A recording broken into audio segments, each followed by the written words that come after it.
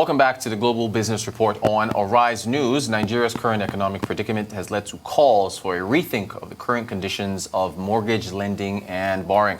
Estimates suggest billions in idle capital are trapped in the real estate sector and can be unleashed to trigger wealth creation for a large number of Nigerians. But how can this be achieved considering the challenges? Joining us to discuss this is Ayo Ibaru, Chief Operating Officer and Director of Research and Advisory at Northcourt Real Estate. Good morning to you, Ayo. Thank you so much for joining us. So are mortgages out of reach for many Nigerians? And if yes, why is that the case? So thanks once again for having me. It's a good morning to you. Yes, they are out of reach, and it's generally because the real estate market tends to take most of its indicators from how the economy works. So you know that we are a mono economy and the exchange rates aren't looking too good at the moment. That always has a way of filtering into how the real estate market works. And in the end, it makes house pricing expensive, and the entire chain goes up, at least in terms of pricing.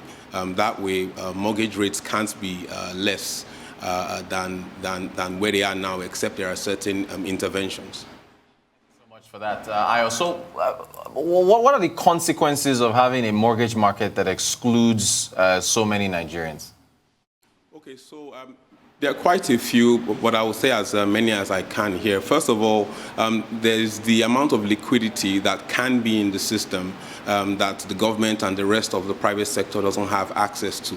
Of course, there are also the various psychological and fiscal challenges that people will go through because they don't have good places to stay. Again, there is the effect it has on general collective productivity.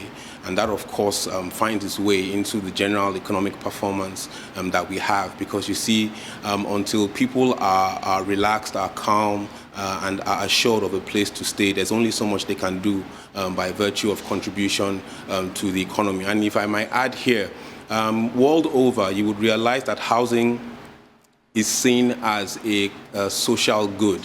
It's not necessarily in capitalist quarters, but the government looks at it as something that people need to live good lives and to live productive lives. So it's a really big problem when you think about it. Thank you for that, Ayo. So does the bulk of the solution rest with government in making mortgages more affordable? Unfortunately, the way the world is designed, the way our countries are designed, the government has to always take on the largest problems, whether it's national defense, whether it's healthcare, and yes, in this case, housing. But the beauty in housing is that it has a multiplier effect on the economy. And one way the government can reduce the rates of mortgages is this. Why not create a system or a program that targets a very large group in this country, which is the middle class and the lower middle income class? Now, what that would do is create a kind of a market that will get the commercial mortgage bankers to say, look, since the middle income and the lower income groups in this country now have access to some form of housing, why don't we tweak our models to see how we can drop our rates? You see, because in that one move, the government has created not only housing for a large group of individuals in this country, but also incentive for the mortgage banks to reduce their rates. Again, there are also hidden costs that come into the mortgage process, transfer fees, processing fees, and things of that nature, that in the end make things expensive. So in ordinary times, I would have said, yes, the government should just create really large volumes of housing for everyone in the economy. But I understand where the government is, and I know the challenges that they are facing. So I think this model of targeting the middle and the lower middle income classes will serve as the much needed kick that the government can introduce to the system to ensure that mortgages come alive, and then, of course, the housing market grows from there. Great stuff. So we have mortgages that, if you just mentioned that, high interest rates, anywhere from 18 to 22%, and then short payback periods of 12 to 24 months. This, what you've just mentioned now, targeting a large group, incentivizing the commercial banks, can that help in reducing the rates and extending the payback periods? Yes, it can. So what will happen is at least it will start the process, and from there it will cascade to the rest of the economy. You see, because the longer we leave this problem, the bigger it grows. And just for perspective, Nigeria's mortgage interest rates are between 18 to 22, sometimes as high as 25, is second only to Zambia. I think Zambia right now is doing about 34%. So yes, it is a tough ask, but yes, if we can get the government to aim at these groups, yes, I believe over time it will at least give the mortgage market some energy, some kick, some life to then create more innovative products. All right, the tough question here, Ayo. With poverty levels being so high in Nigeria, and unfortunately, I think we lead the world, yeah? Can one realistically say that affordable housing is a possibility in the country through mortgages and so on? Okay, so you say it's a tough question, and I've come to accept that you only call me here when problems are hard, and it's okay. I'm sorry. I think I can handle it. But to your point, I think if we want to address this problem, we have to realize that there are about 5 sides to the affordable housing problem, and everyone has a role to play. Now, as usual, we don't have as much time here, but the community has a role to play, the individuals have a role to play, the government, of course, the professionals have a role to play. How do I mean? Most individuals, when you ask them now where do they want to stay, they call places that are multiple times their income, and their space requirements are in excess of what they need right now. So we have to readjust what our expectations are. Also, in terms of the community, you see, communities have to come together to realize that except we can contribute meaningfully to the solution, we will stay where we are. Again, of course, is the government, which we have mentioned. You can't have any meaningful intervention without the government, which is what I think they should do. And then, of course, you have the professionals. Now, professionals have a way of looking at problems, whether it's the architects, whether it's the estate surveyors and valuers, whether it's the quantity surveyors. They have a way of looking at problems, even if it's the lawyers, and they can fashion out solutions. And stakeholder engagement, I think, will be central to solving the problem. Now, in your last segment, before we got into this, I believe the analyst was talking about the need to communicate and the need to engage. Everyone in Nigeria knows that housing is a big problem, but the problem is, except we come together and look for ways to make this work, we'll all be in our various silos and we won't get anything done. Thanks for that. So you mentioned, I just want to repeat this back to you. Great answer. Everybody coming together, communities, government, and also professionals. You mentioned architects, surveyors, lawyers. What about developers? What role can they play in making mortgages, if at all, more affordable? So we should realize that developers are private sector participants. They are private sector players. They don't wake up in the morning and just cook prices. They have costs they have to deal with. They have exchange rates they have to deal with. And at the end of the day, what they produce is largely a reflection of what the broader economy shows. So yes, we can get developers in the room and we can speak to them. In fact, we are speaking to them. And yes, they make adjustments, as they see fit. But until we deal with the larger issues, at least as a show of faith on the part of the government, it is unlikely that we can see, or we will see, any significant contribution from the private sector. It's always been the problem. We need to see a strong intervention, a definite intervention, a sign that the government takes the problem seriously. And once people see that, in my mind, everyone will rally around the problem and get it solved. I don't think it's a big problem. I think it's something that can be dealt with, but there are certain things that have to be put in place.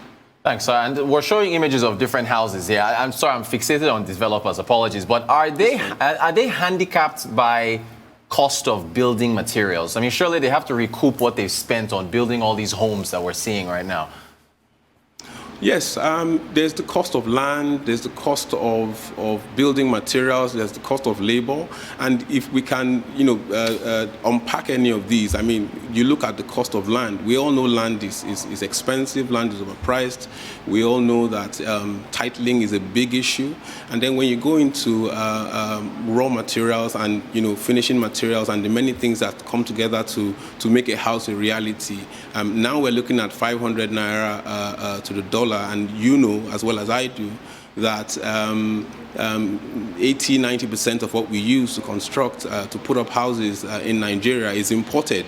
So that already will feed into the final pricing. So at the end of the day, even if the developer were to say, look, I am not going to take any profits, the factors that come together to give us a house are already moving up. So there's only so much I think a developer can do at the end of the day.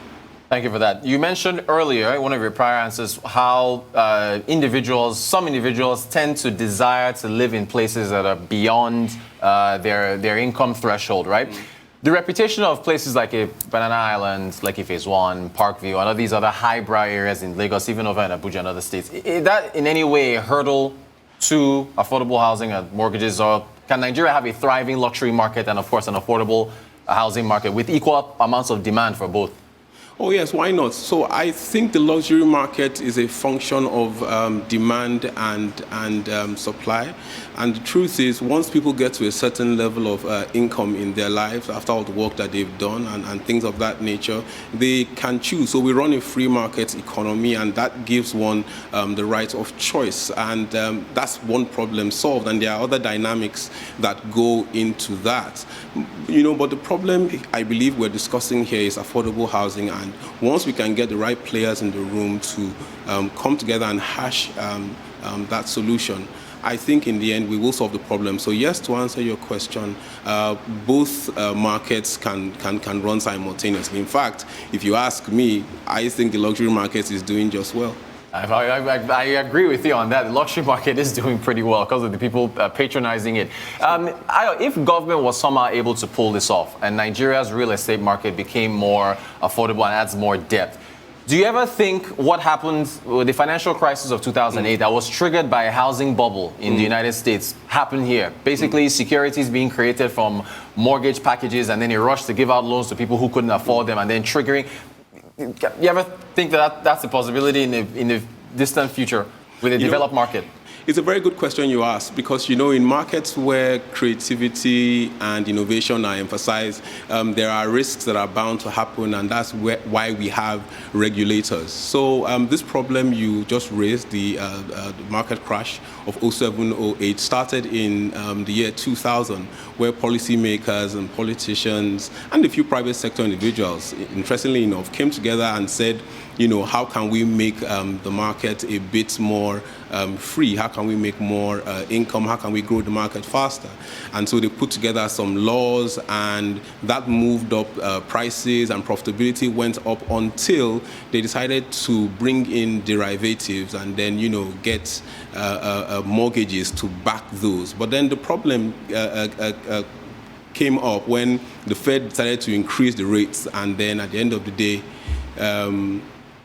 you know, the mortgages were too expensive. The people who had the mortgages, who had taken up these mortgages, couldn't pay back, and of course they weren't making enough money to even meet their payments.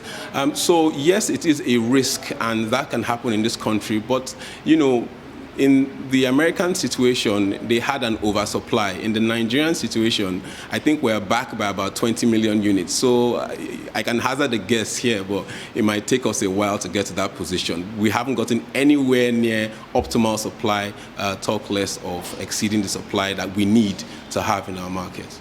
All right, so is that a risk that we should be willing to take if we want to get a deeper, a wider, deeper market? Yes, I think it's a risk that we should be willing to take, because the problem is just as big, it's just as significant. But let's not forget that there are also positives to solving this problem. When you build one house, you create jobs for 13 people. When you solve the affordable housing problem, you create opportunities for more productivity. You can build more businesses, and government can get more in taxes. And there are so many things that come, you know, out of that. So yes, I think it's a risk worth taking, and I think we should go ahead and give this problem our best shot. All right, I got one more question for you here. I think you've got an event in January where you're giving in Northcourt. I believe you guys are looking ahead to 2021. Yes. What's your outlook for the real estate sector in 2021? Oh, okay. I'm not done with my notes, but Okay. So what we're doing is the same thing we did at the beginning of the year. We're putting people in a room who understand the markets, and at our last check, their prediction rate was at about 80%. They were spot on. Maybe aside from Corona, they saw everything that we're seeing today. So we're doing the event again, and the idea is to get people in the room to discuss where the economy will be going. Now, I think the economy is going up because I've come to realize that when problems get really serious in this country, the government tends to wake up. And then, of course, we can see that the crude oil prices are moving up slightly. I'm not putting so much hope in that, but I'm finding out that local investment is beginning to grow. We saw that in retail. We're seeing a bit of that in residential, and we're seeing some of that even in mixed-use development. So we are pretty optimistic about the future of my industry. All right. Ayo Ibaru, COO, Chief Operating Officer and Director of Research and Advisory at Northcourt Real Estate. Thank you so much for joining us to talk about the sector. Appreciate your time.